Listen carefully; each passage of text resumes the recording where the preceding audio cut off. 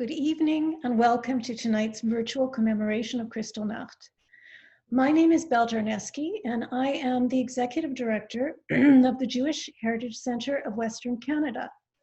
We're so sorry, of course, that we cannot meet together, but we're thrilled to know that there are so many of you out there with us tonight. I'd like to begin by acknowledging that we are hosting this event on Treaty 1 land, the traditional territory of the Anishinaabe, Cree, Oji Cree, and Dakota peoples, and the homeland of the Métis Nation. Tonight, we're pleased to welcome participants from Winnipeg, from across Canada, and indeed from across the globe. We're grateful to the Consulate General of the Federal Republic of Germany and to the Stolpersteine in Berlin Foundation for their generous support of this program, and to the Jewish Federation of Winnipeg for their continued support in helping us to bring quality programming to the community. Special thanks to Tanya Matusis at the Consulate for all your help in planning tonight's event, and as always, to my staff at the Jewish Heritage Center. In our turbulent 2020 world, it is more important than ever to commemorate Kristallnacht. For the Nazis, Kristallnacht tested the response of civil society to violent persecution of Jews and the dissolution of their civil and human rights, a process which had begun in 1933. From November 9th to 10th, 1938, more than 1,000 synagogues, Jewish prayer rooms, and meeting places were burnt to the ground. Many Jewish-owned homes and some 7,500 Jewish businesses were looted and vandalized. Recent scholarship suggests that hundreds of Jews were killed, especially if you take into account those who succumbed to their injuries in the days and weeks following the pogrom. Some 30,000 Jewish men were arrested, and most were sent to concentration camps. Police records of the period also document a high number of rapes and of suicides in the aftermath of the violence. The name Kristallnacht was actually coined by German propagandists and the German press. The shards of broken glass that lay everywhere to them represented something beautiful, crystal, from which they wanted non-Jewish Germans to draw inspiration. But for the Jews of Europe, this massive pogrom marked the first instance in which the Nazi regime physically assaulted, arrested, and incarcerated Jews on a massive scale, simply on the basis of their ethnicity. In the weeks that followed, the most basic of human rights were denied to German Jews, and in fact, Jews ended up even being blamed for the massive pogrom.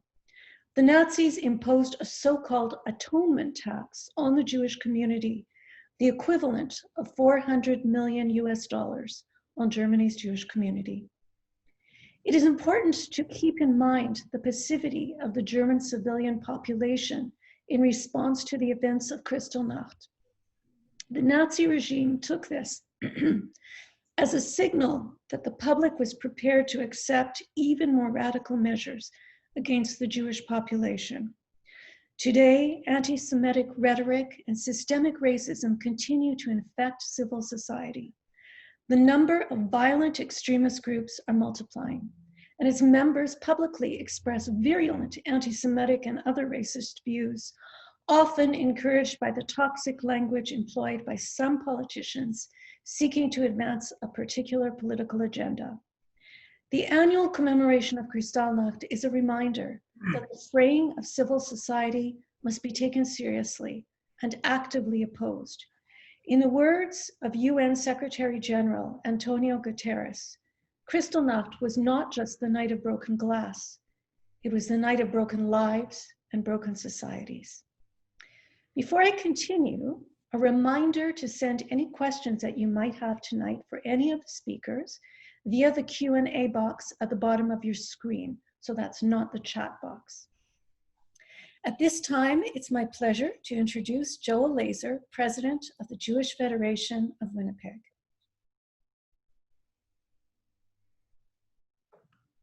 Thank you. My name is Joel Laser. I'm President of the Jewish Federation of Winnipeg. I would like to thank the Jewish Heritage Center of Western Canada for coordinating this evening. Tonight, we commemorate together Kristallnacht, an event that encompasses the senseless devastation that took place on the 9th and 10th of November 1938 as an early warning to the horrors that would follow. We have a moral and sacred duty to remember. Without remembering the past, we have no present. And without a present, we have no future. Anti-Semitism is real. It still exists today, and we must continue to live our lives as Canadian Jews who proudly contribute to our shared society. We must speak out against hatred and bigotry in all forms. Thank you. Thank you, Joel. We are very honored to have received recorded greetings from the current chair of the International Holocaust Remembrance Alliance, the IRA, Ambassador Michaela Küchler. Ambassador Küchler also serves as the special representative for relations with Jewish organizations, issues relating to anti-Semitism, international Sinti and Roma affairs, and Holocaust remembrance. Her portfolio includes a wide range of issues, including cooperation with international organizations such as the OSCE, ODIHR, UNESCO, and the European Union, as well as with Israel and France in the fight against anti-Semitism, for dialogue with Jewish organizations in Germany, the United States, and Central and Eastern Europe, and the promotion of Holocaust remembrance projects, as well as projects to commemorate the genocide of the Sinti and the Roma. As chair of the IRA, her work particularly addresses the denial, distortion, and diminishing of the Holocaust.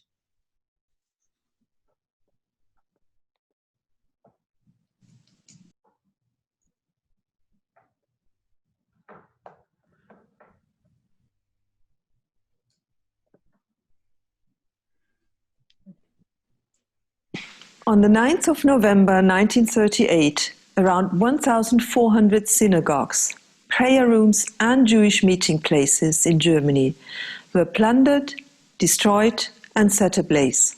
Shops were smashed, looted, and their owners brutally attacked.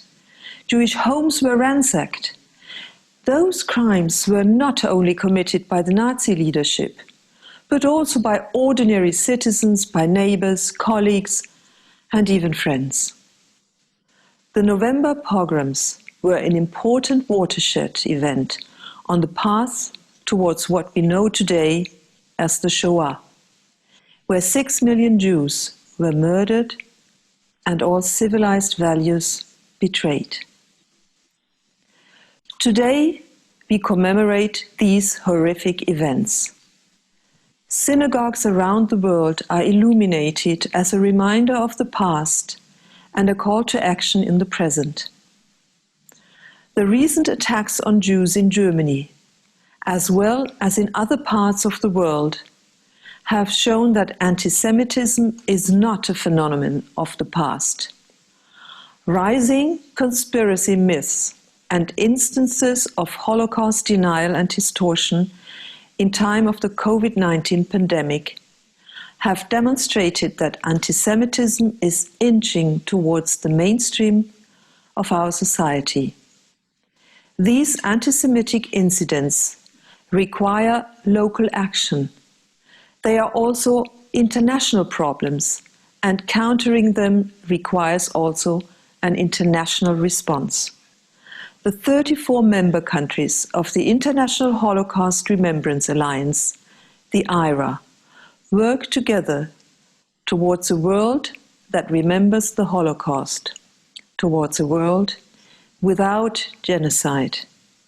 Together, we strive for a world where anti-Semitism, anti-Roma discrimination, and racism have no place. A world of pluralistic and democratic values. In taking over the presidency of the IRA 75 years after the end of the Second World War, Germany underlines its historical responsibility and its determination to strengthen, advance, and promote education, remembrance and research on the Holocaust and the genocide of the Roma.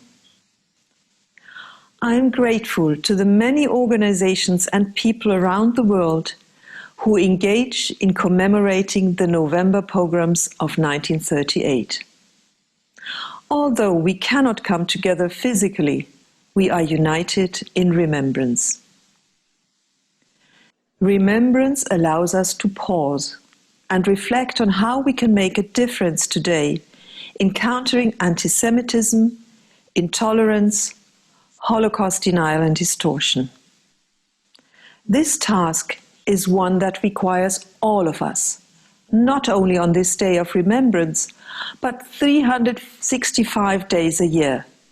Together we must uphold the terrible truth of the Holocaust against those who deny it. We owe it to the ones who were betrayed in 1938, and to those who fell victim to the horrors that followed. As neighbors, colleagues, and friends, our task is now to stop the flame of hate.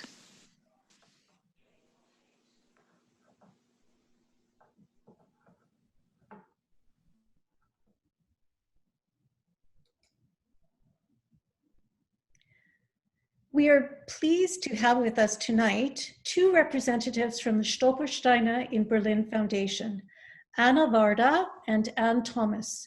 Both will be taking part in a question and answer session later this evening.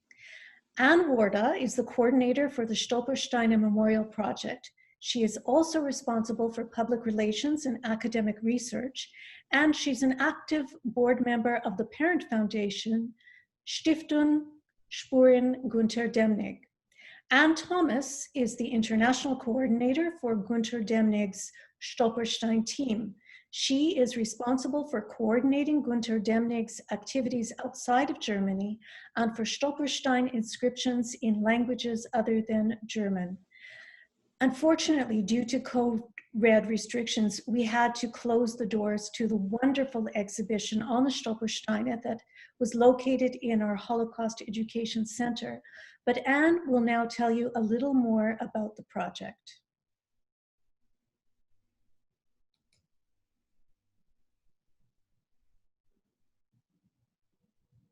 Hello, thank you for having me here today. Actually, I thought I was going to talk after the film. So I've prepared my talk through the film. Can we do it that way? Sure, Greg, go ahead. Thank you.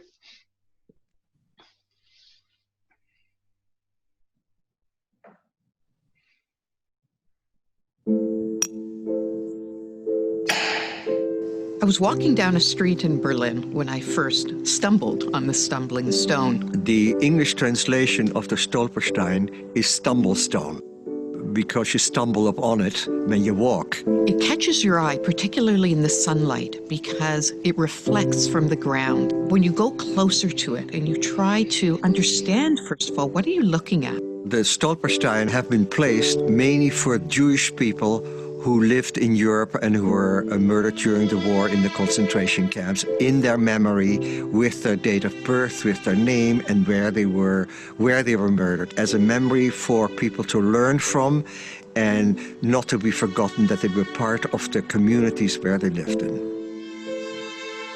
Liberation 75 is a global movement to commemorate this important anniversary of 75 years since the end of the Holocaust. The goal is to ensure that the memory of the Holocaust is not lost in the future. We're at such an important point in time. We're now 75 years later. We're losing all of our witnesses, the Holocaust survivors themselves, who continue to tell their stories.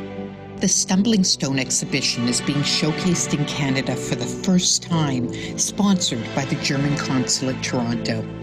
It is important because many people will finally be able to see this phenomenal project where inscribed brass stones are placed right into the street, directly in front of the last freely chosen homes of victims of the Holocaust. Each stone begins with the words, "Here lived," followed by the victim's name, date of birth, and fate, which in the vast majority of cases was deportation and murder. It is a deeply personal monument to an individual tragedy. The Stolperstein to me represents a grave, because my parents were murdered in Sobibor, so there is absolutely no grave of my parents.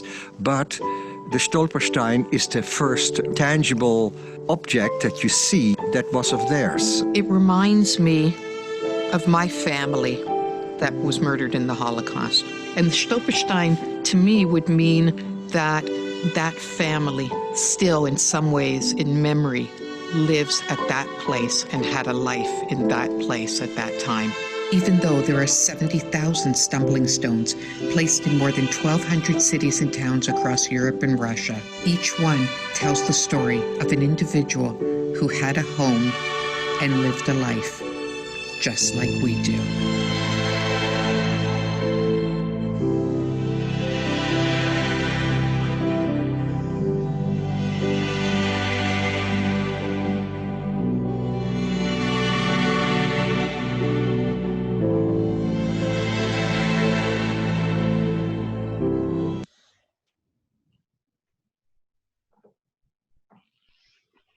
Okay, so thank you very much once again for inviting me and Anna Varda to both attend this event today via Zoom.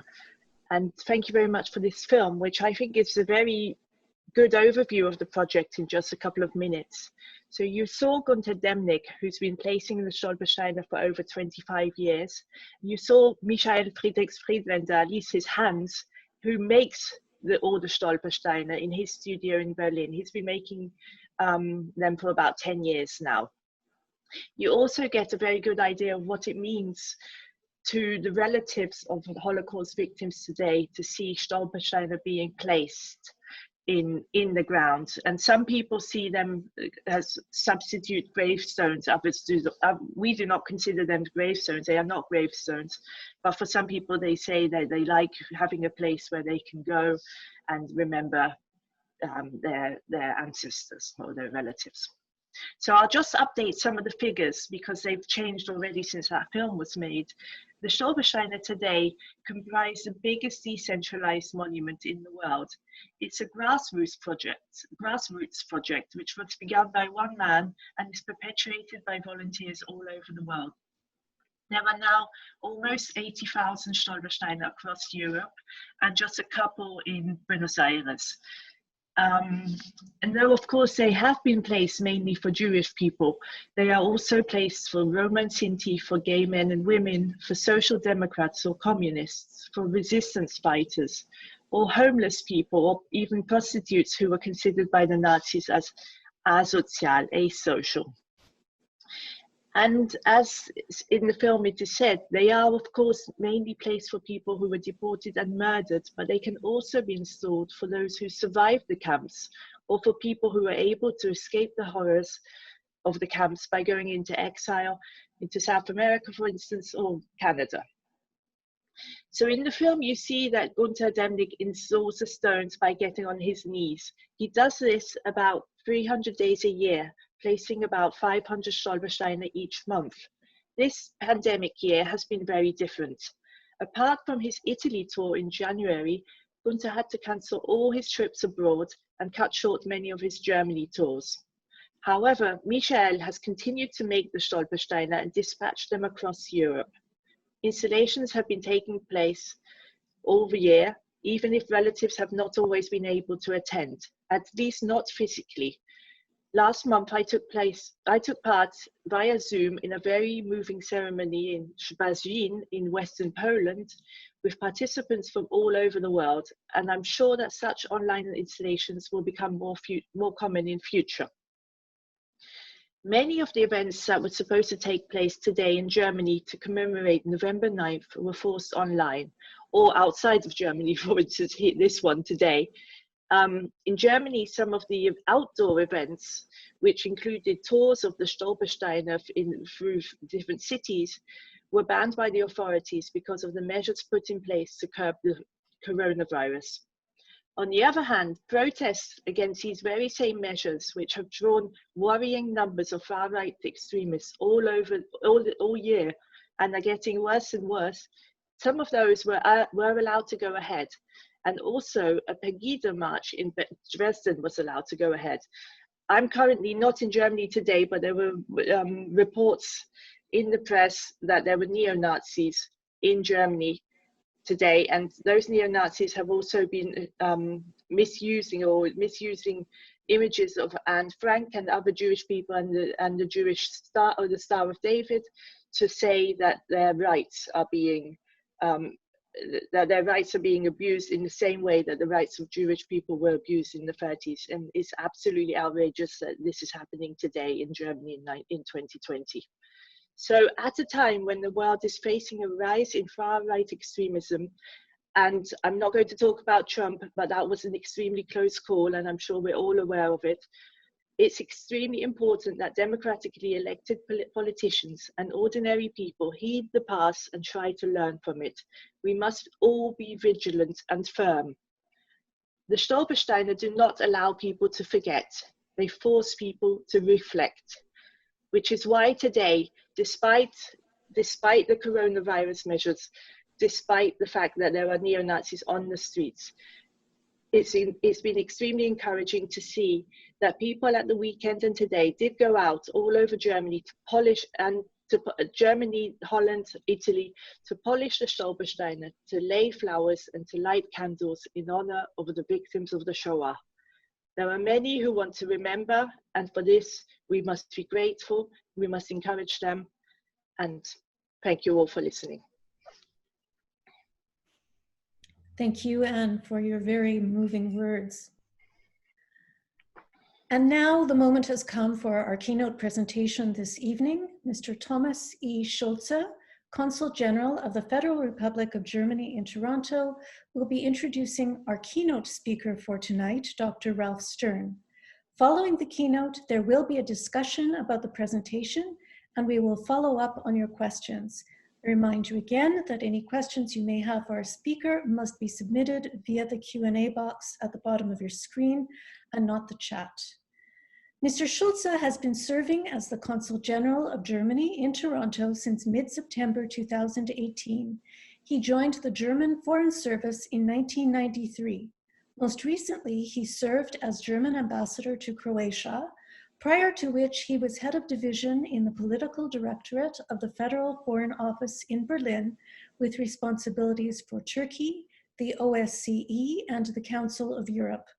Before that, Mr. Schulze spent many years abroad, including leading positions at the German missions in Turkey and Riyadh. He also served as civilian head of the ISAF Provincial Reconstruction Team in Kunduz, Afghanistan. Previous to joining the Foreign Service, Mr. Schulze studied law and acquired the qualification for judicial office. He also holds a Master of Public Administration from the German University of Administrative Sciences, Speyer. During his legal education, he studied and completed internships abroad in Dijon, Thessaloniki, and New York. Mr. Schulze. Well, good evening, everybody. It's such a pleasure to join all of you. And first of all, my sincere thanks to Joel and Belle for inviting me tonight and for the wonderful cooperation and partnership with the Jewish Heritage Center of Western Canada. I wish I could be there in person, and that would be an in-person meeting, but given COVID-19, I think things are different this year. It is true. It's a true pleasure and honor for me to join you in Manitoba tonight virtually and to introduce our keynote speaker, Dr. Ralph Stern.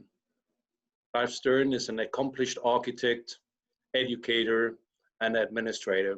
He has worked for renowned architectural firms in New York, has taught at Columbia University, MIT, and the London School of Economics, as well as the Technical University Berlin and the University of Arts in Berlin.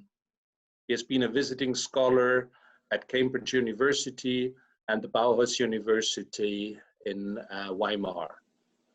As Dean and Professor of Architecture at the University of Manitoba, he was central to advancing innovation in the areas of technological innovation, indigenous achievements, internationalization, and the International Campus Master Plan competition. He has published and exhibited widely and has lectured at Harvard, Yale, the University of Chicago, Architectural Association London, University of Edinburgh, American Academy in Rome, Charles University in Prague, and the Central European University in Budapest, and last but not least, the Bauhaus University Weimar, among many other venues. He held professional licensure in Germany and maintains professional licensures in the United States, New York, where he is a member of the American Institute of Architects, and in Canada, where he's a member of the Royal Architectural Institute of Canada. I know that you, Ralph, will also refer to the Stolpersteine tonight. We are very proud to have been able to get the exhibition to Canada this year, as it was mentioned, and particularly also to Winnipeg. Stolpersteine are so visible in many European cities, including my hometown, Potsdam. I remember, that's a very personal note, I remember explaining my kids what they are all about. They learned, my kids learned, that during this dark period of Germany, children of their age, younger or older, could just be taken away together with their parents. For them, for my kids, Stolpersteine were sort of a link between a house in their neighborhood, a family who lived there, and the horror of the Holocaust about which they had learned in school. Ralph, it's such a pleasure to see you again, unfortunately not in person. Welcome and good evening to you. I am looking forward to your keynote. Over to you, Ralph. Thank you so much for the very kind introduction. Thank you to all of the organizers for organizing this event. The circumstances are difficult. The anniversary is exceptionally important. The times are turbulent, as Belle stated at the very beginning, and as Anne has underscored. It is essential that we do not forget the past. As the adage goes, those who do not know their history are condemned to repeat it. And so as an educator, the tendencies, the movements, the issues that gave rise to National Socialism and the consequences of National Socialism in Germany for German citizens, for architects in Germany, for the reconfiguration of German cities is something that I always try to impart to my students. I'm currently teaching a Berlin studio, and so this topic is something that has an immediate presence for me at this moment in time. So with that, I will share screen here and see if this all works. And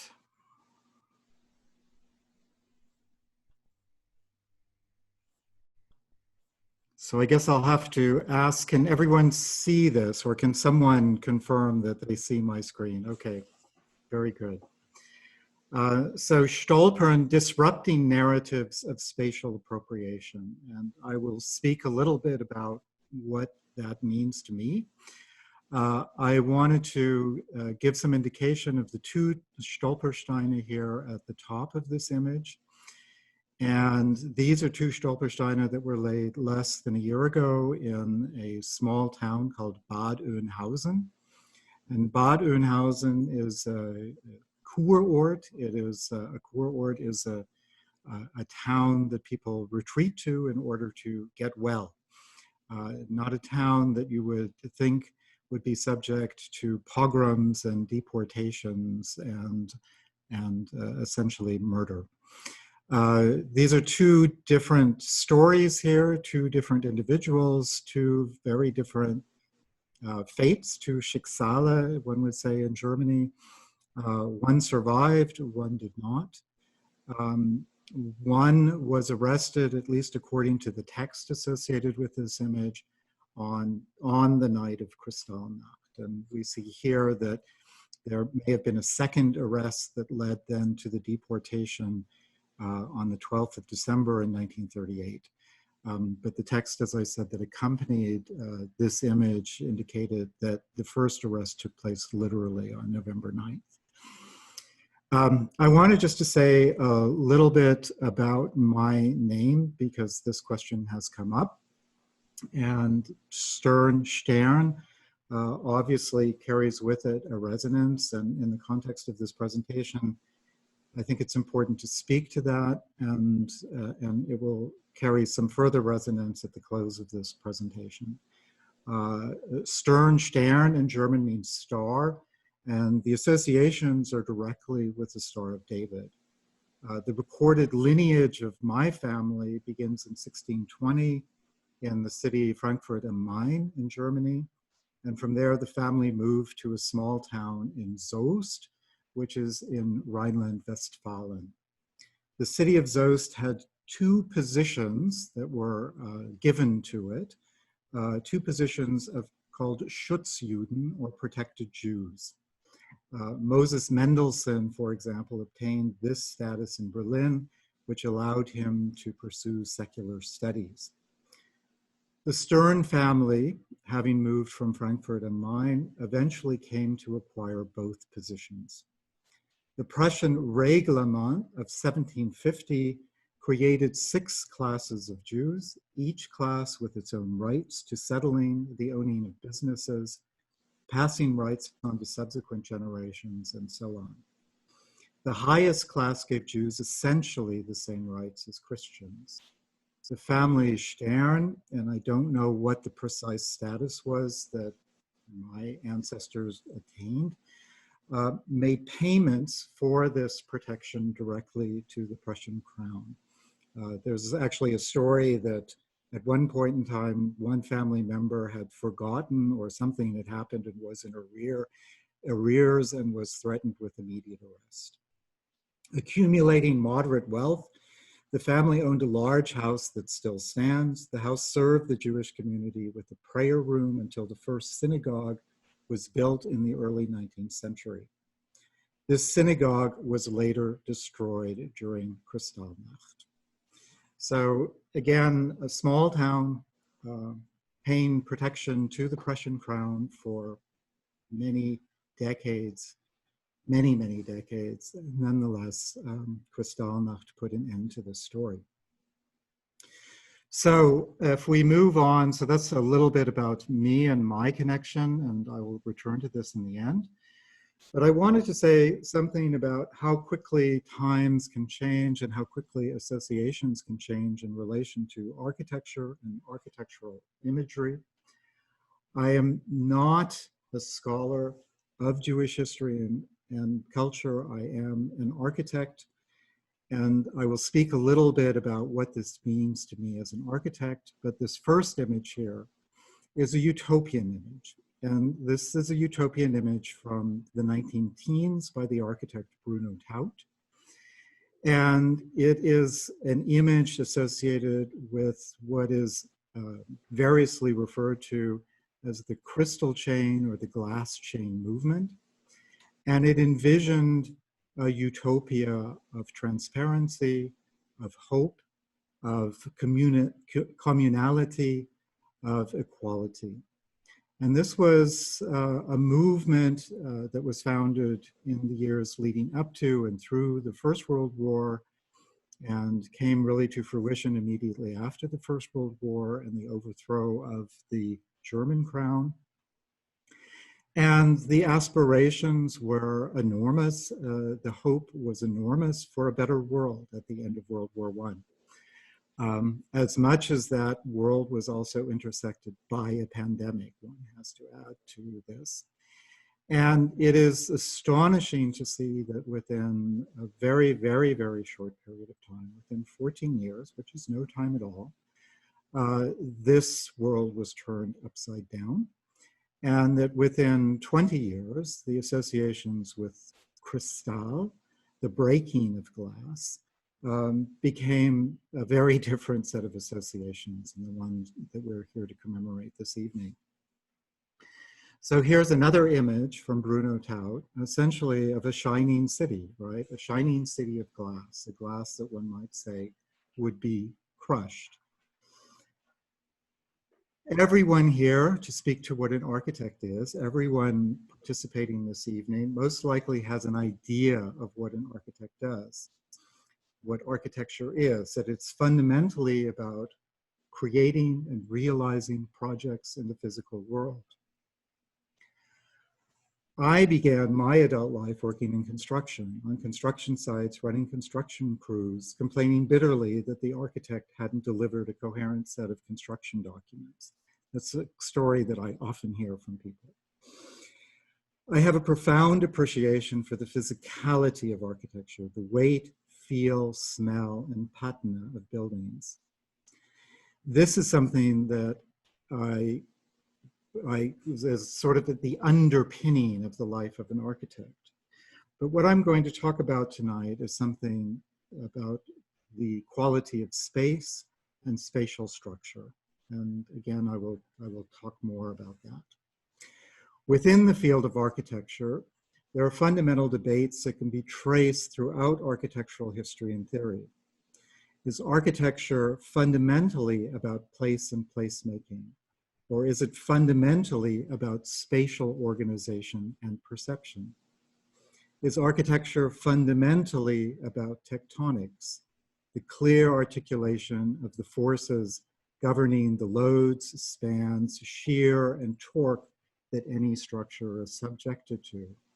Or is architecture fundamentally concerned with systems of ornamentation that can be understood as ranging from the filigree and gilded surfaces of Byzantium to the gleaming white and shimmering chrome of high modernism? Is architecture fundamentally about language, a language constituted by systems of signs and symbols in which materiality counts less than what the building says? A speaking architecture, or as French theoreticians of the late 18th century would have said, an architecture parlant. Is architectural space folded, smooth, or striated? Concepts explored by late 20th century theoreticians. Is architecture fundamentally male, about the driving of a singular stake or spear or tower into the ground and claiming all the surrounding territory? Or is architecture fundamentally female, about weaving a complex tapestry that can accommodate nuance and exception within a pliable whole? Is architecture fundamentally national or international? Is it universal and ahistorical, or is it local and bound to the historical contingencies governing the moment of creation? Is architecture real or is it virtual? These are deep concepts. These are concepts which we can argue about for hours on end. And if we were to really delve into this topic, it would be a very long night. But it unfolds an understanding of what architecture is in relation to spatial configuration, spatial occupation, spatial erasure, and spatial reclamation. And in many ways, this image of a gleaming architecture on a mountaintop is as much about architecture as it is about nature, as it is about the cosmos. It is about a coming together of a community as a whole within the framework of all being. This is what was fundamentally attacked from an architectural perspective by the Nazis and by Nazi architects. As far as the news of the day goes, this is a screenshot from Der Spiegel from today. We took it just a few hours ago. The night of the pogrom in 1938 is an urgent warning to us until today. And of course, at the bottom, the reference to the Pegida March in Dresden that Anne referred to in her presentation. And of course, this is something that is not limited to Germany. It is something that is on the move once again. And here we have the desecration of gravestones in a Jewish cemetery by apparently members of the pro-Trump movement, where Trump and MAGA was spray painted onto headstones. And this is from less than a week ago. This is from the night of the election. So I wanted to speak a little bit about the issues of architecture in Berlin. And I wanted to start with this image. This is an image of a building, the Great Theater. It was a great theater that was founded by Max Reinhardt, the great Jewish director who came from Austria, moved to Berlin, and eventually emigrated to the United States. And I wanted to speak a little bit about the transformations of architecture under National Socialism. This was an amazing expressionist structure. And expressionism was one of the things that Nazis began to attack early on. They attacked expressionism as a movement of art, expressionism as a form of personal expression, something that was not subsumed to the interests of the state and of the National Socialist movement. And it was quickly associated, of course, being an artistic movement with Jewish culture and with degeneracy. So this was a very quick change here after the Nazis came to power. The great theater was transformed into the theater of the people and was subsumed under KDF, a Kraft durch Freude, strength through joy, which was a National Socialist movement. And we have, of course, the two swastikas on the roof. The interiors of this, well, both the exterior and the interiors of this remarkable structure were designed by Hans Polzig, a very important expressionist architect who also worked in the realm of film. And this is a stage set that he had designed for a film called Der Golem by Paul Wegener. And this is the poster for Der Golem, and of course it is the story of the Golem. And there was a simultaneity in German culture between architecture and film at the beginning of the 20th century that was very productive until it was subsumed under National Socialism and it became very destructive. Part of course, this movement of attacking the arts was the establishment of the degenerate art exhibition, as was organized by the National Socialists, in which opened in Munich, but which was a traveling exhibit and traveled for many years to all major German cities. And we see here that it is literally an exhibit that's organized by the NSDAP, by the National Socialist Parties. And this is the entrance card that's appropriating already many of the graphic devices of modernism. The Nazis were very good at appropriation of, let's say, those elements that they wished to appropriate, and of course the annihilation of those elements that they did not wish to appropriate. Here we can see a small crowd at any rate gathered at one of the locations, free entrance to see this type of art. And of course it is announced as being the horror cabinet of art. And the associations are made with deformity, not only with degeneracy, but with deformity, with all sorts of diseases. Of course, the depiction of those wounded in the First World War who did not fit a kind of ideal of what National Socialists would consider to be appropriate bodies of National Socialism. This was all grouped in the category of degeneracy. And we have here, of course, at the lower right, Adolf Hitler visiting one of these exhibits. And this moved from art of all forms into music itself. And, you know, here we have,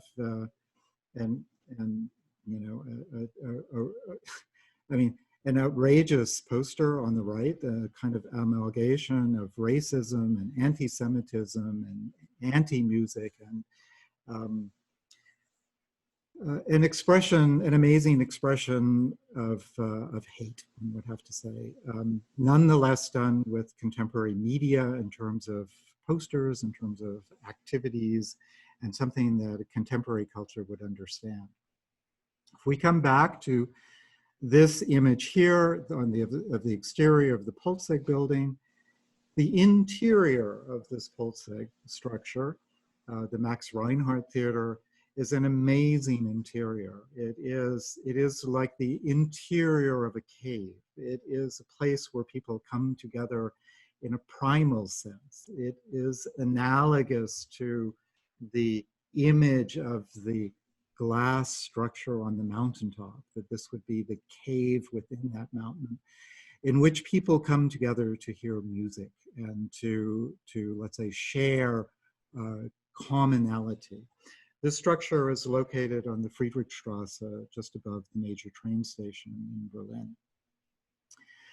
And the interiors were Aryanized. So even the interior architecture here was considered at some point to be degenerate. And it became Aryanized. I think that's the only way to say it. Of course, the programming changed completely. And this is what the building then looked like under the National Socialist regime. And you saw the exterior image of this earlier on. This notion of the role of architecture, the role of performance, the role of theater in advancing the cause of National Socialism was something that the National Socialists were extraordinarily good at, particularly in the hands of an architect by the name of Albert Speer, who engaged in issues of, let's say, I mean, this is pure theater, right? This is propagandistic theater. This is Unter den Linden in Berlin, of illumination of the pageantry that would be associated with an imperial state. So, of course, the National Socialist Eagle having associations with imperial Rome, and the idea of having that notion of imperial grandeur.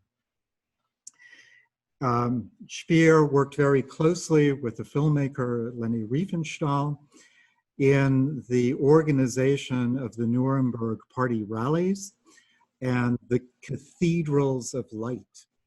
And the cathedrals of light were to create in an ephemeral way a monumental scale in a very short period of time with minimal means. But it already alludes to a nascent militarization, because these columns of light are created by searchlights, and of course the searchlights were built to find enemy aircraft, even though this was done long before the onset of the Second World War. But we see here the transformation already of what might have 10 years, 15 years earlier been considered to be a utopian ideal into a dystopian reality. And the movement of communality becomes a mass movement, and it becomes a mass movement associated clearly with mobilization and with mass mobilization. And that mass mobilization was for the purposes of militarization and ultimately war. And this was all held together sort of in one film, one would say, Triumph of the Will by Leni Riefenstahl, a remarkable and remarkably frightening film to watch, and a remarkably frightening film to watch in relation to many of the kinds of rallies that we've seen in many different locations over the recent past years. And the opening, the grand opening, the premiere of this film was at the Uferpalast at Zoo in Berlin. This was one of the premier movie theaters, and of course, the idea of the pageantry of the flags and the illumination, again, the eagle symbolism, is something that permeated then popular culture as well. And this was to lead very quickly, of course, into those images with which I assume many in the audience tonight are familiar, images that are deeply disturbing, deeply hateful. The events leading up to Kristallnacht were, there was the movement, of course, that people were not to buy in Jewish stores. There was the graffiti, the graffitiing of stores before the windows were actually broken. This whole system of disparagement and derogatory accusations in situations in which Jews had prominent positions. The history of the department stores in Berlin, for example, is a remarkable history of Jewish culture, where Jews were economic drivers within the city and were driven out in very short periods of time, where even the owners of the great department stores, after the department stores were Aryanized, were no longer prevented to set foot in their own buildings. This is a form of spatial exclusion. So we have these series of images that then, of course, impact the universities. This is an image of the University of Vienna and the SA blocking entry to faculty members teaching at the university.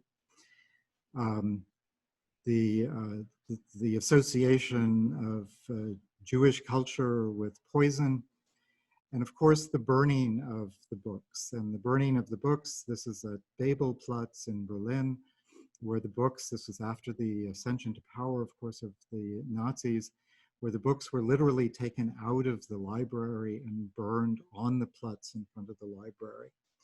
And this is where we come to the first point of how does one address these sorts of issues? How does one memorialize them? How does one give them the respect and the home that they are due? And this is the memorial on the Babelplatz, which is simply carved into the ground, and they are just a series of empty bookcases. It's something that you have to find. It's something that you have to look for. It's something that puzzles many people to begin with. It's a remarkably powerful statement. With regard to Kristallnacht and the shattering of glass, these are street scenes from Berlin. And what's remarkable about this is also just how prominently displayed the flags of National Socialism were, simply on shop fronts. And the looks of almost astounding despair on this young man who's come out to clean up the glass, of absolute disbelief, of horror, of despair, of incomprehension. And of course, this leads then to Kristallnacht itself and the burning of the synagogues. An unbelievably criminal act of destruction of history, of culture, of identity. This is the synagogue in Wiesbaden. This is the synagogue in Wiesbaden after Kristallnacht. This is the synagogue in Essen. And this is the synagogue in the Fasanenstraße in Berlin. Again, just amazing images.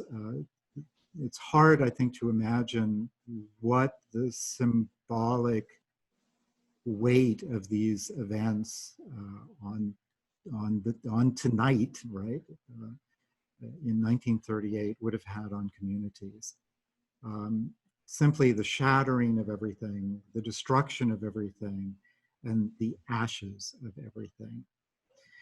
But it's also, of course, linked directly to exclusion. It's not just destruction. And this is something that the Nazis were, of course, very concerned with. They wanted to not only destroy, they wanted to appropriate, and they wanted to erase. And so this is an image, of course, from Austria, as the caption says below. I have been excluded from the national community. So that sense of there being a national community, which was the utopian ideal 20 years earlier, of course, has been completely transformed into one of exclusion and inclusion. And of course, the story of what happens to those that are excluded develops quickly and terrifically. And what I wanted to talk about in that regard is, in relation to Berlin, is the planning for a new Berlin. The issue of who is excluded in the plans for a new Berlin. And what we have here is the master plan with the great north-south axis that was designed by Albert Speer. And we see here Tempelhof Airport. And Tempelhof is a nationalist socialist structure, and it was an integral part to the, let's say, the understanding of what this overall scheme would be. At the north end of the scheme was the People's Hall. There was to be a great triumphal arch. There was to be a new train station, and then off to the side of the train station was the new airport. And a computer rendering shows what the scale of this Volkshalle was intended to be in relation to the Reichstag. But what is perhaps most horrifying in this is not just the idea of sort of a maniacally grand scheme for reordering Berlin into a new capital called Germania, but is the establishment of what's clearly marked on these plans of Judenreine Gebiete. And the sense of Judenreine Gebiete, Jew-free areas, is all over this plan. And the idea that you simply cleanse, literally erase Jews and Jewish culture from a city is, of course, integral to the whole notion of a new Berlin. It is integrated into the planning of the city, into the master plan of the city, and that's what is so horrifying. This particular area itself, which is the Hanseviertel now in Berlin, it was the Hanseviertel at the time, but looks completely different today, was ultimately completely destroyed by the Allied bombers and then razed after the war. But even in the reconfiguration of this area into the new Hanseviertel, a lot of the individuals responsible for removing Jews from this area ended up after the war involved in reorganizing property ownership here so that the new Hanseviertel could be built. So there are continuities that are uncomfortable continuities that exist beyond 1945. And they exist without any kind of serious interruption in more areas than one would ever hope for. So we come back again, the empty homes here and the empty shelves, right? The sense of emptiness.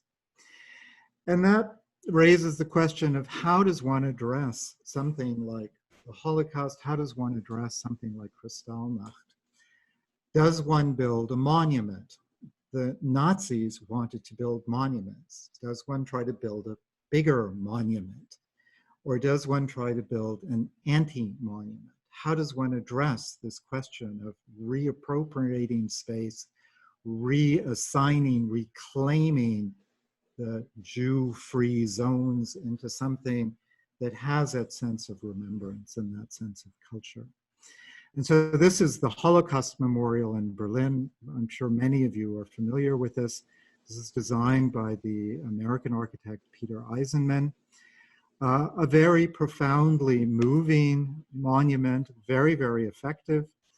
But it is one of the things that begins this question of what is an appropriate response and how does one address issues even of location. This is a very, very powerful, it's a very powerful memorial, but it is in a particular location and it is subject to its own appropriation. Many people are unhappy with this sort of appropriation, that people take it as being something that they simply stand on and take selfies on, that it becomes something of a kind of jungle gym for people to run across, run down, play hide and seek in. There are many different ways of addressing this.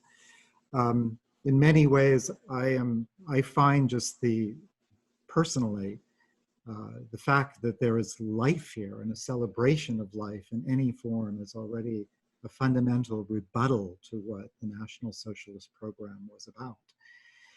But nonetheless, there is a question, are people even aware of what this is about? Does this become something that disrupts their lives, or is this something that's just sort of included in part of their routine of how you engage the city, or how you basically engage the city even as a tourist?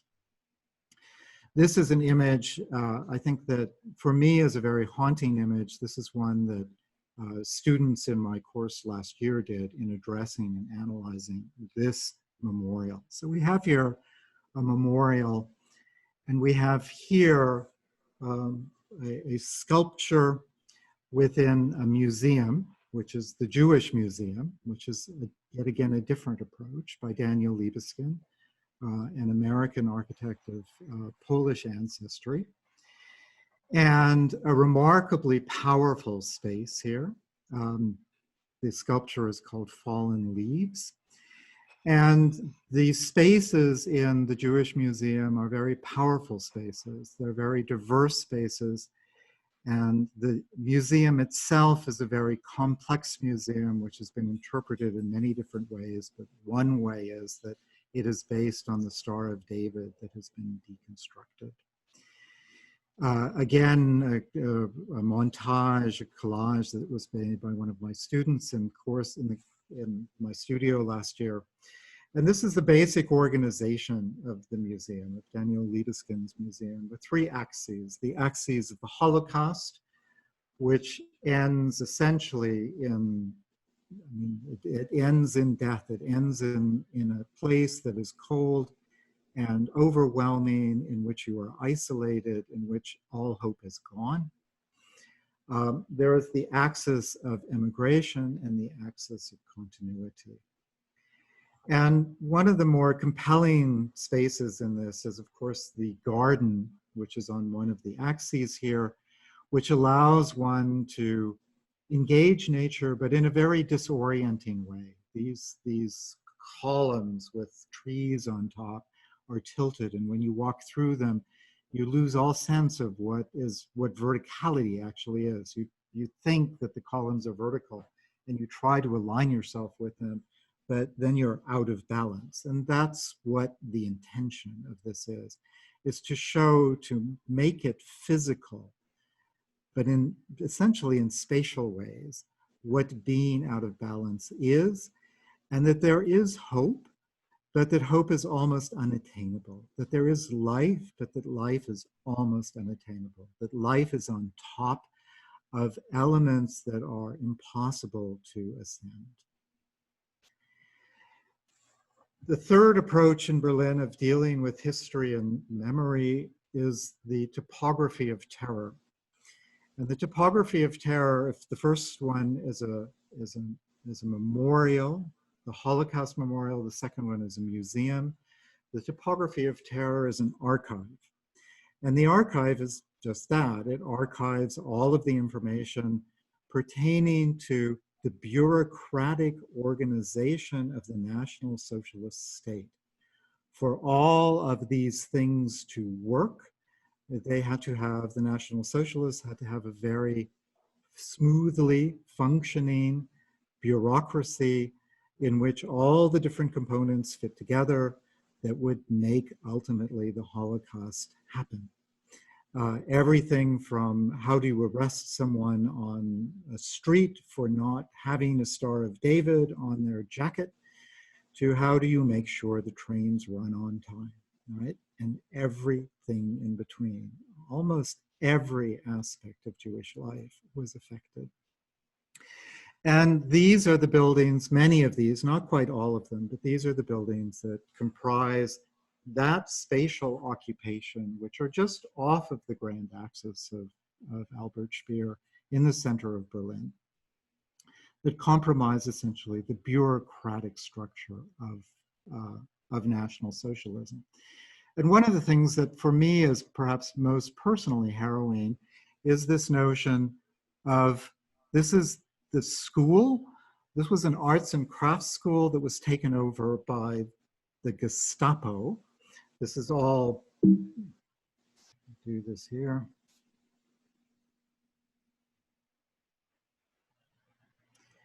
This all of this down here belonged to the Gestapo. And what we're looking at in this plan is this particular building. And this was an arts and crafts school. This was an arts and crafts school, for God's sake. And it was taken over by the National Socialists. And the National Socialists converted it into, under the Gestapo, converted classroom spaces, studio spaces. It's an arts and crafts school. It's where people made things, right?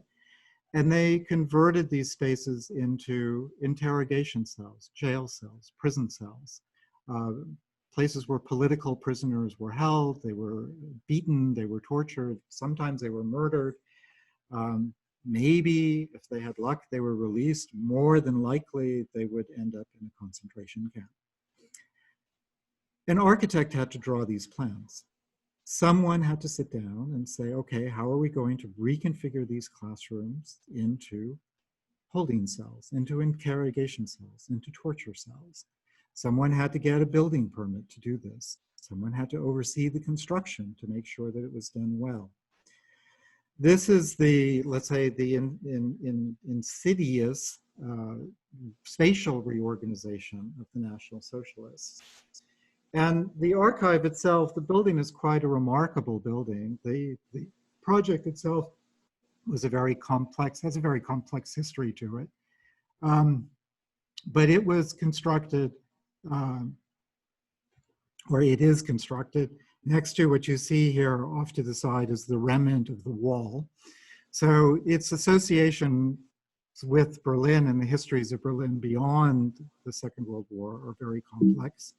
But what's maybe most remarkable is the type of exhibits that it also has here. And so a few years ago, it too hosted an exhibit on Kristallnacht. And here again, we see the burning of the synagogue in Essen, which is in a dugout space, which is the space of the basement of the Arts and Crafts School that I just showed you the images of. There are other ways to commemorate, of course, loss and erasure and disappearance.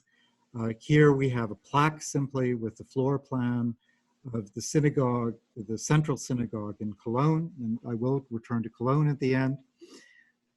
Here we have ephemeral ways of how does one, if these first three that I've showed you, a memorial, a museum, and an archive, and now a plaque, are all physical. This is ephemeral. These are installations done by the artist Simon Atte in Berlin Scheunenviertel in the 1990s, shortly after the wall came down.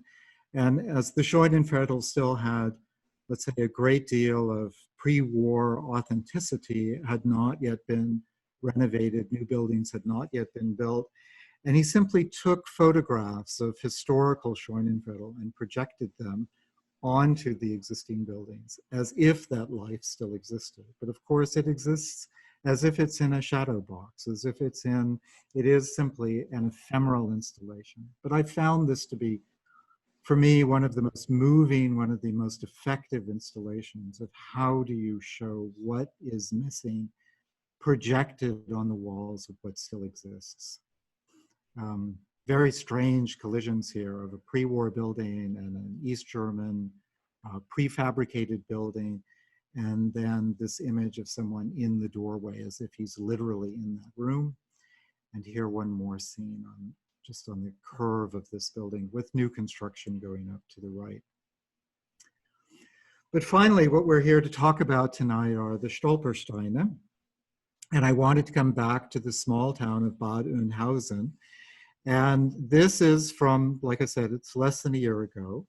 And this is Gunther Demnig here, involved with the laying of these stones in Bad Oeynhausen. And there were 7 stones that were set in Bad Oeynhausen at that time.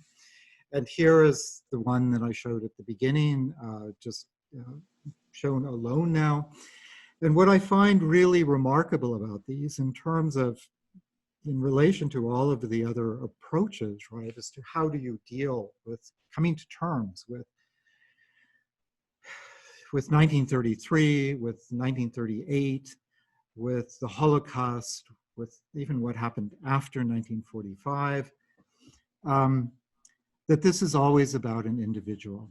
And these little stones are always about the story of that individual, and the date of birth and the date of death, the date of murder, I find always quite remarkable, because you realize this is a 70-year-old woman. Sometimes you see 2-month-old babies, sometimes you see teenagers, sometimes, and you'll see entire families.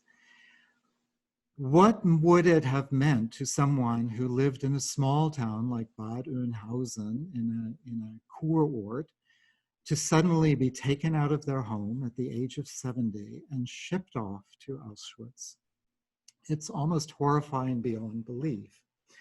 And because these stones are very specific to, let's say, a specific place, like I said, is architecture about place? Is it about space? What are the issues around architecture? What are the issues of spatial occupation?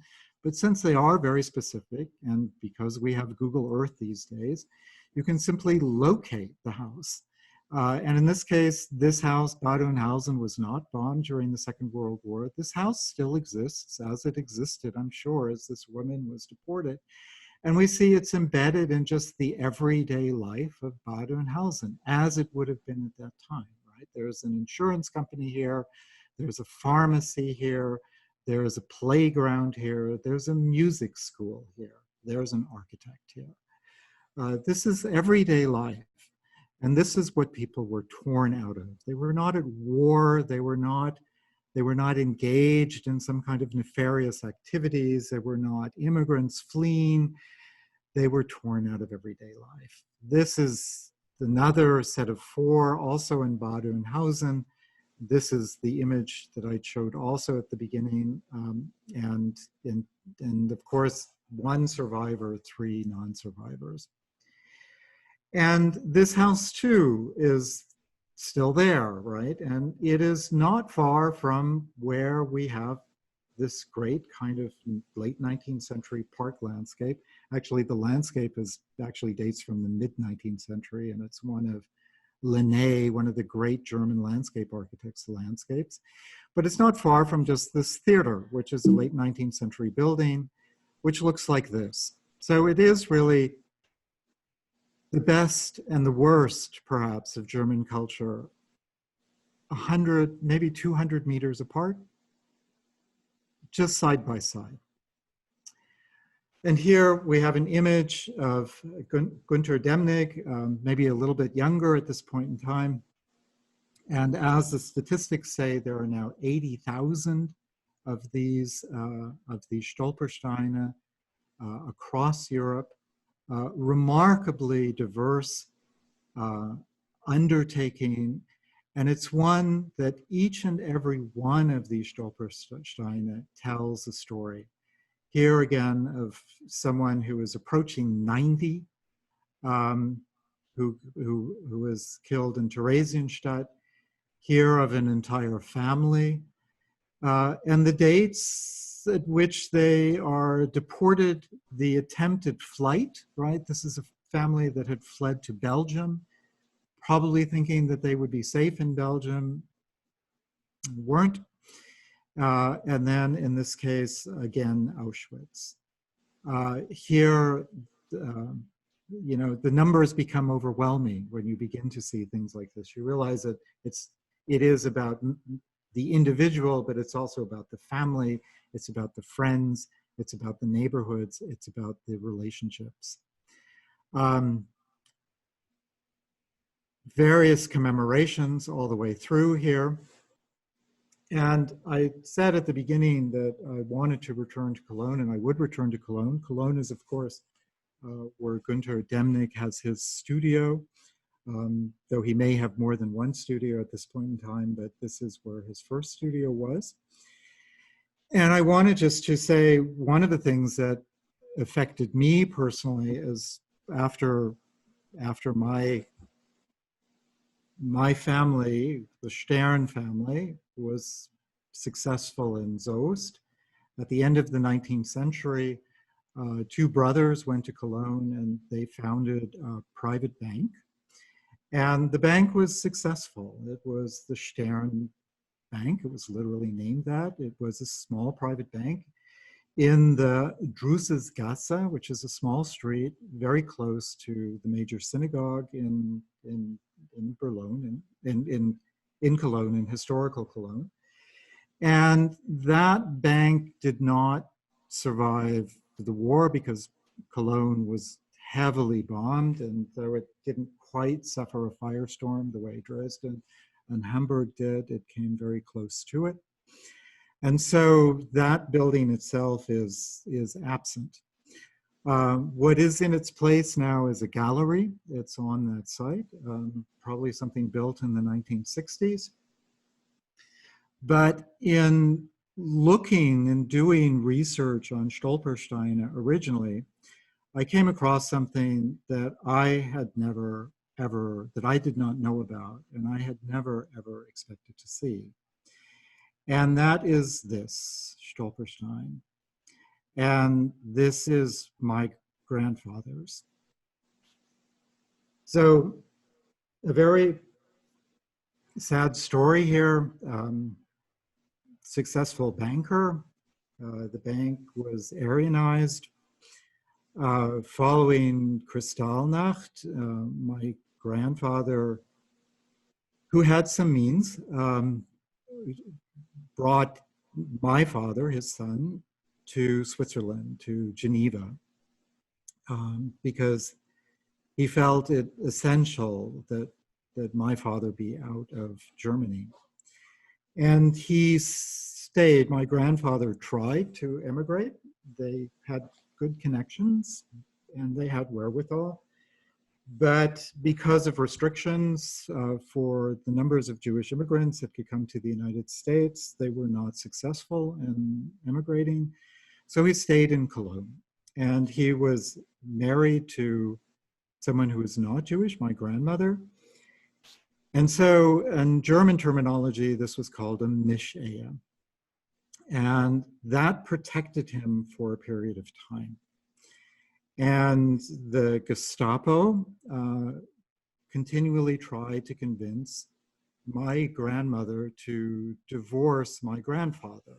And there are many instances where that sort of pressure actually resulted in a divorce. And then, of course, if someone was Jewish and now divorced, they would be deported immediately. And that didn't happen. My grandmother stayed with my grandfather absolutely and completely until 1944, January 1944, where the Gestapo said, okay, if you're not going to divorce him, then we're going to deport both of you to Theresienstadt. And everybody knew what that meant. My grandfather certainly did. He was very much embedded in the Jewish community. He knew completely what that meant by 1944. And so he committed suicide, basically to save his wife. Otherwise, she too would have been deported. And this was an amazing shock to me, I guess, is the only thing I can say to find this. I found this literally in the internet. I did not know that this existed. But this is something that makes this story a very personal story to me. And the impact that it had on my father, I think, Kristallnacht, being then sent to Switzerland, where one can say he survived the war, but I guess I would have to say it's hard to know whether he really ever survived National Socialism. Certainly the trauma of all of this stayed with him for his entire life. And we see here just the very complete documentation of where people lived, exactly the streets, alphabetically organized for Cologne. And it is quite, I think, quite remarkable, and I'm speaking very personally here, that these stones, in what was said in the video, parents are missing, graves are not there, but the stones are there. And so they reclaim that space. And they are those elements that disrupt what the National Socialists were attempting to do, which was to occupy and then completely erase, and creating a completely new, smooth spatial narrative of a National Socialist future. And this reclaims it, and it reclaims these spaces, these places, name by name, individual by individual. And this is why I think, in terms of commemoration, that as much as I admire the Holocaust Memorial and the Jewish Museum and the topography of terror, that I find that the Stolpersteine are absolutely the most effective and most profoundly moving story that can be told. Thank you.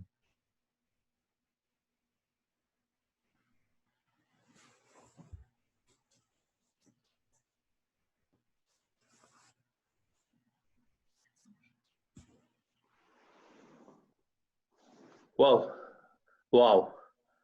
I really don't know what to say, Ralph. This was so impressive, and I mean, seeing my home country and my sort of hometown Berlin. I mean, I live in Potsdam. Through your eyes is just you know, complete you know, enrichment of perceiving what this is all about. And you know, as I said initially, the Stolpersteine were one of the tools for my wife and me to tell our kids about the Holocaust and what it meant to people. So I think we have only a few minutes left for questions. So I would open the floor to Q&A by maybe just starting off, and welcome Anna and Anna. I think you are all also ready to take questions and to answer questions. Well, you know, the philosopher George Santayana, who studied and taught at Harvard, wrote the book The Life of Reason in 1905, 1906. And the key messages, or one key message, is those who cannot remember the past are condemned to repeat it. And that came to my mind when I just listened to you, Ralph. My question would be, I think you basically answered it to a certain extent. Do you think that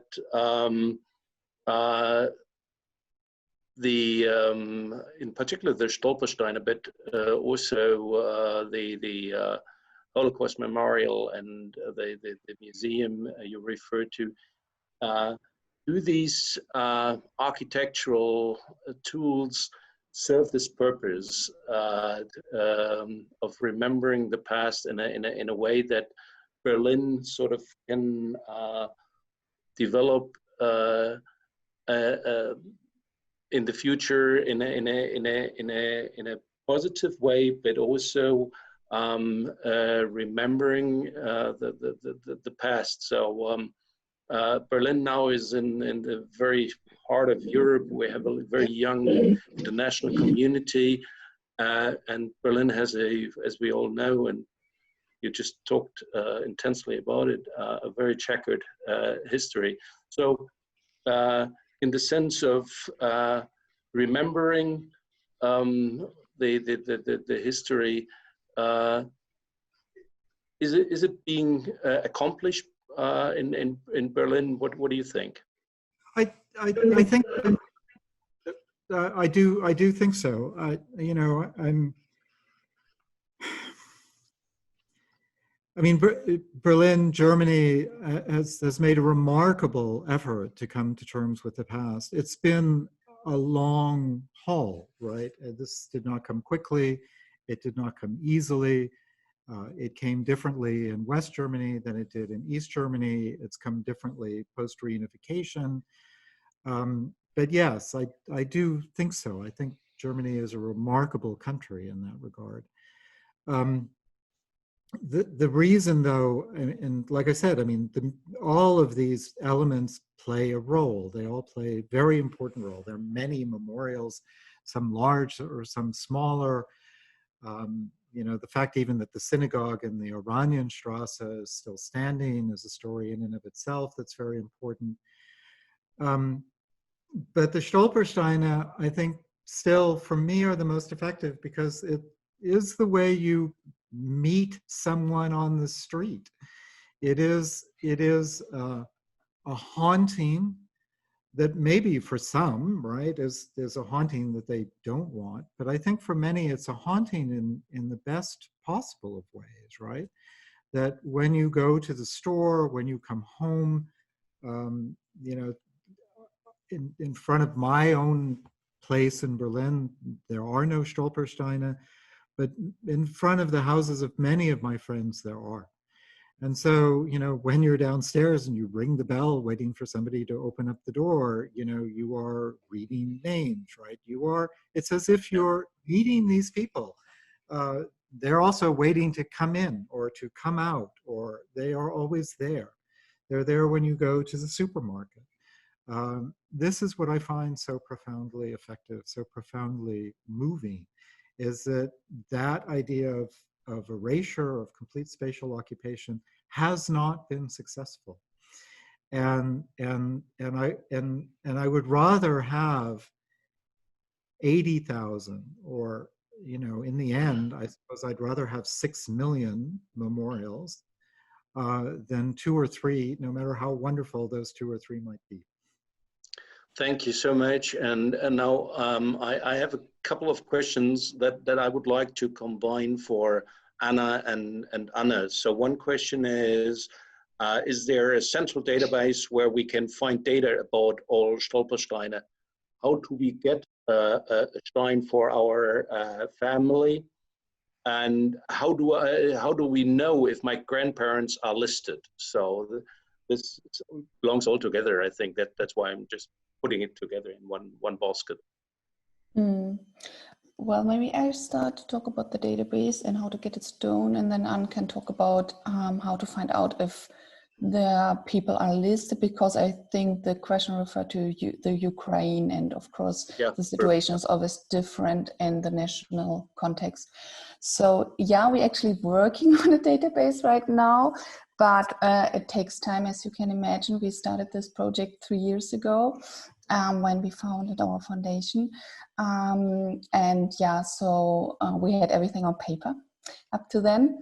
So now we are digitalizing all the data and also adding photos of the Stolpersteine and of the people who were like persecuted. And our idea is to go next year in the beginning of 21 online with the first 10,000 biographies. It will be connected to a map, so you can search via name or via map. Up to now, there are a few databases, mainly local. In Berlin, there is a big database. I think like 90% of the Stolpersteine of Berlin are online already. Cologne, the same. And if someone would like to look up if there's a Stolperstein for their relative right now, I would recommend to go via Wikipedia. Actually, I also think like maybe like 80% of all Stolpersteine are listed in Wikipedia right now. There are a lot of volunteers very engaged in that project. So up to now, Wikipedia is the best source, and hopefully soon we will have our own database. And how to get a stone? Yeah, basically you would have to contact one of us, Anne or me, and then we would take the first steps. Normally, to place a stone, especially in Germany, you need the permission of the local authorities, because Stolpersteine are placed in the public space, so you need the city's permission to place them. And in a lot of cities, I think I work around with like maybe 2,000 cities all over Europe. They already have the permission normally, but if there are not yet stones in the city you want to place a stone in, we would have to fight for the permission. In Germany nowadays, that is not a big problem. We have a few exceptions, but most of the cities give the permission to place the stones. In other regions, maybe Anne can expand it a little bit more, like in Poland or also still in France. It's not so easy, but it's possible. Yeah, so the steps would be to get in contact with me, and then I could put you in contact with the local group who's maybe already working on the Stolperstein project, or we can go and get the permission of the city and then place the stone. And right now, if we have so many requests, there's a waiting time around like 6 to 12 months until we can place the stone and it's produced and so on. Thank you so much. Anne, would you like to add something? Yeah, I can just add a little bit. Well, just so to get in touch with us, you just go to our website, www.stolpersteine.eu, and I am international and Anna is Termine. So you just go to us at contacts and you can contact us, and also the steps are there in German and in English. So that's the easiest way to find us, and we'll like direct you towards, as Anna says, if we have contacts, and if the question was about Poland or about Ukraine, those are obviously extremely difficult countries to place Stolpersteine in. Poland for political reasons, because the government is actually, it would seem, not in favor of the Stolperstein project. The same is true just to mention France. The mayor of Paris recently did apparently also say that they had other projects, so they were not thinking of giving permission to Paris. We don't actually, as a team, we don't ask for permission ourselves. We've seen it's much more effective when other people come from abroad or come from Israel or come from the US saying, my family was murdered and we would like to place Stolpersteine. That seems to be a much more effective way of persuading local authorities. So that's what we always try and do. We always say, go ahead and try. Munich is a city which also refused the Stolperstein, and there's been a lot of controversy about it. Vienna has also refused. But amazingly enough, as I said, just last week or 2 weeks ago, there were Stolpersteine placed in a very small town in Poland.